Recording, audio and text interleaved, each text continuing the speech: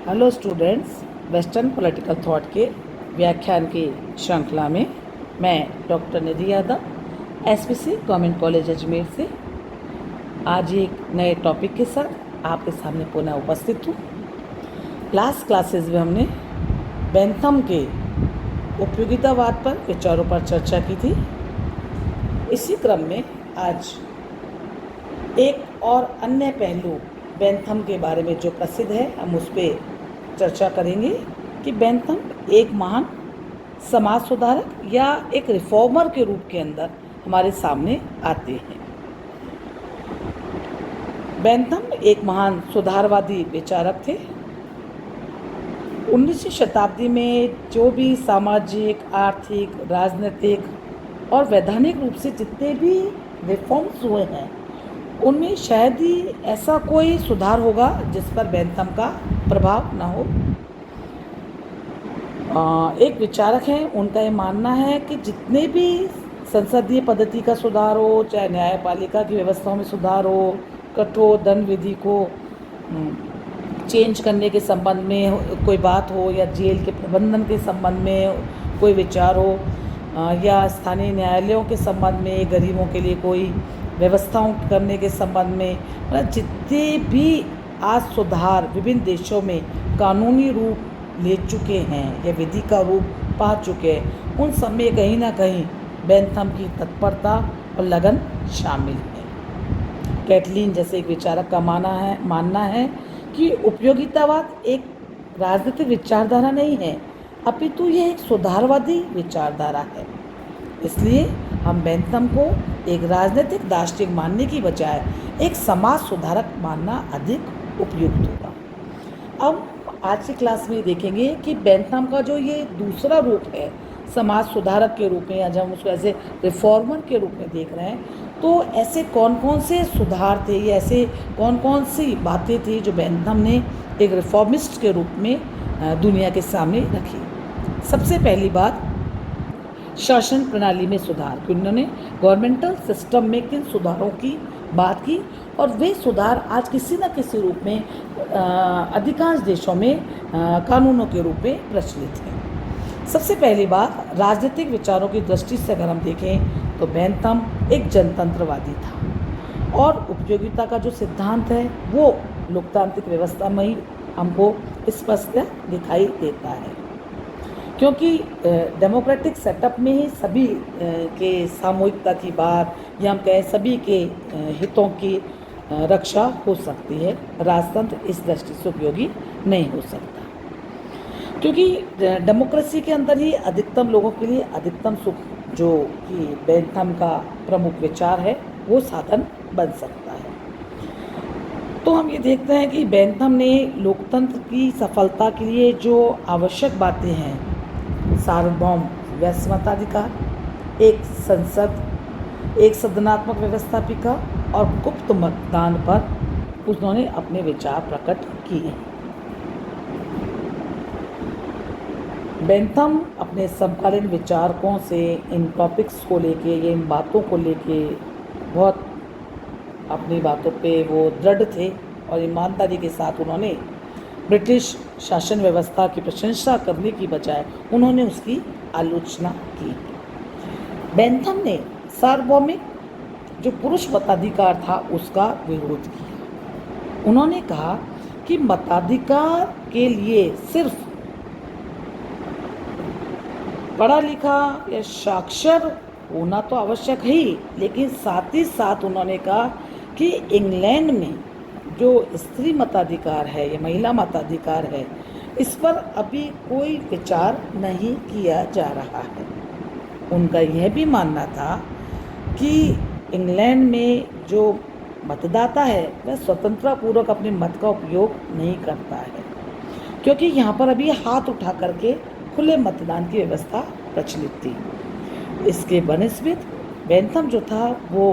गुप्त मतदान के पक्ष में था। बेंथम का यह मानना था कि वैश्व मताधिकार के द्वारा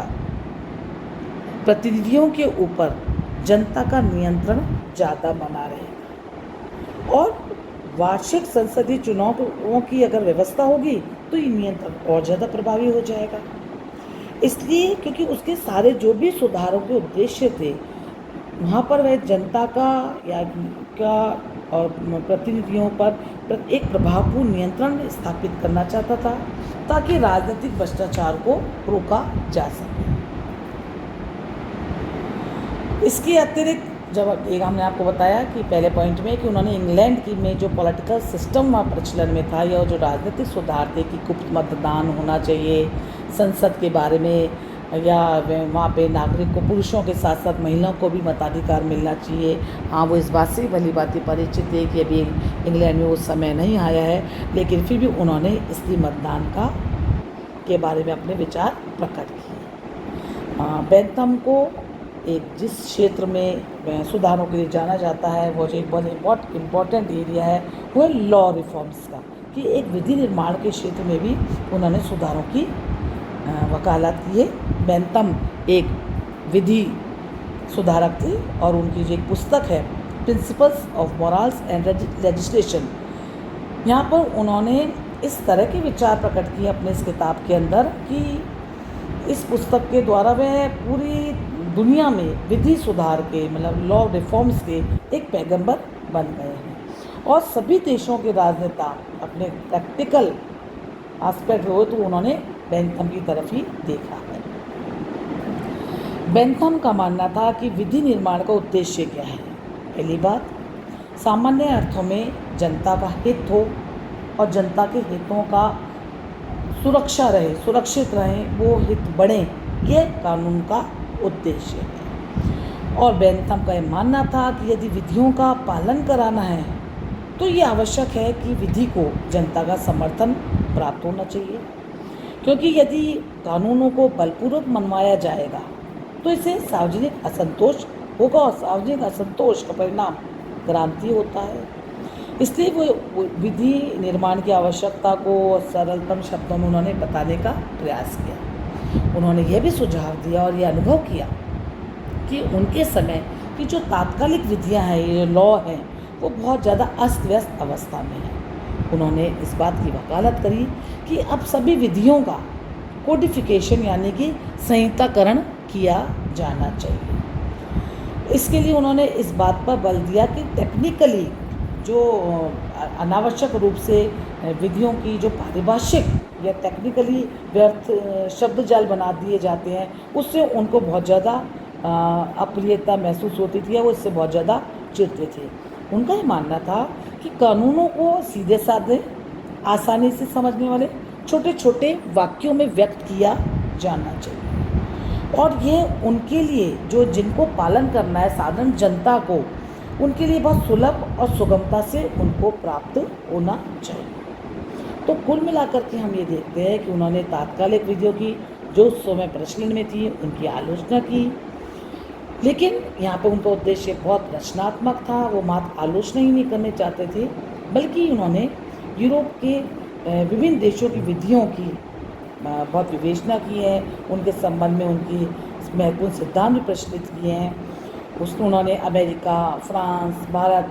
सभी देशों के विधि संहिताओं का संकलन के संबंध में अच्छे सुझाव दिए। उन्होंने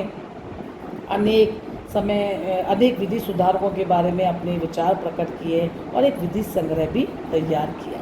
तो हम ये देखते हैं कि ये एक नया एस्पेक्ट हमको दिखाई देता है, जहाँ हमको बेंथम एक उपयोगितावादी विचार के साथ साथ एक रिफॉर्मिस्ट के रूप में भी दुनिया के सामने आते हैं, और एक रिफॉर्मर के रूप में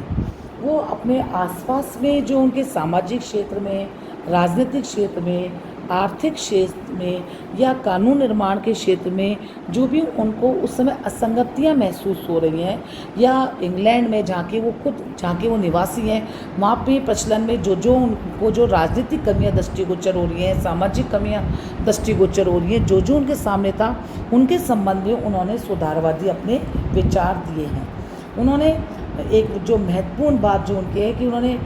जुडिशरी सिस्टम दंड व्यवस्था, जेल सुधारों पर जो उन्होंने अपने विचार प्रकट किए, आने वाली क्लास में, नेक्स्ट क्लास के अंदर हम उस पर चर्चा करेंगे। आज की क्लास में हमने देखने का प्रयास किया है कि कानूनों के संबंध में उन्होंने किन बातों की बात की है, राजनीतिक क्षेत्र में किन सुधार होने चाहिए, उन पर उन्होंने अपनी बात कही है। आगे की क्लास में दंड व्यवस्था पे, जेल सुधार के बारे में, न्याय व्यवस्था के बारे में किस प्रकार की व्यवस्था उन्होंने बताई है, और हम ये भी देखेंगे कि उनके जो ये विचार हैं वो विश्व के सभी देशों के अंदर माने जाते हैं और समझे भी जाते हैं। धन्यवाद बच्चों, थैंक यू।